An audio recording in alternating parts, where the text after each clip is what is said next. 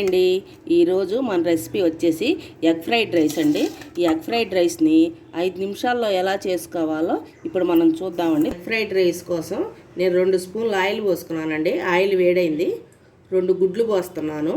నేను గ్లాసులో కొట్టి పోసుకున్నాను. దీన్ని 1 నిమిషం పాటు కదిలించకుండా ఇట్లా వదిలేద్దాం. 1 నిమిషం అయిందండి. ఇప్పుడు మనం దీన్ని కదిలించుకుందాం. ఇట్లా కదిలించుకుంటే గుడ్లుగా వస్తుందండి. ఎమ్మటే వేయంగానే చేస్తే మనకు అసలు ఆ ఎగ్గులో సరిగా రాదన్నమాట. మొత్తం పొడుము అయిపోతుంది రైస్లో. ఈ మాదిరిగా వస్తే చాలు. ఇదిగోండి చూడండి, ఇలా వచ్చింది. ఇప్పుడు మనం దీంట్లో ఉప్పు, కారం, పసుపు వేసుకుందామండి. 1/2 స్పూన్ కారం, తగినంత ఉప్పు, తగినంత పసుపు వేస్తున్నానండి. 2 పచ్చిమిర్చి, ఒకసారి కలుపుకుందాం మొత్తం. మన ఇంట్లో ఉన్న వాటితోనే సింపుల్గా చేసేస్తున్నానండి నేను.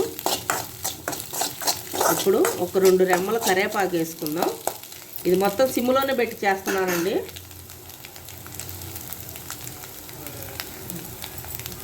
ఇప్పుడు కొంచెం క్యారెట్ తురిమి వేసుకుందాం.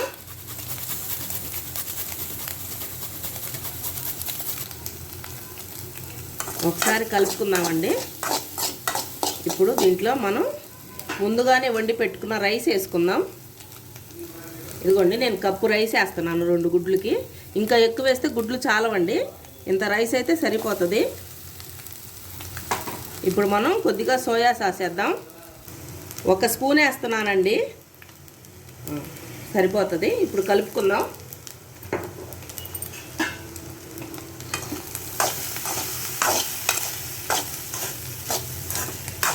ఎక్కువ వేసినా సోయా సాస్ స్మెల్ వస్తుందండి. అందుకని నేను కొద్దిగానే వేసాను. దీనికి సరిపడా వేసాను అన్నమాట. ఇప్పుడు మొత్తం బాగా కలుపుకుందామండి. కొంచెం గరం మసాలా వేసుకుందామండి. కొంచెం ధనియాల పొడి, కొంచెమే వేసాను. ఇది కొద్దిగా కాబట్టి ఒక్కసారి కలిపేసుకొని మొత్తం ఇప్పుడు నేను దింపేసుకుంటానండి. అయిపోయిందండి, దింపేసుకుంటున్నాను. ఇప్పుడు మనం లాస్ట్లో దీని మీద కొత్తిమీర వేసుకుందాం.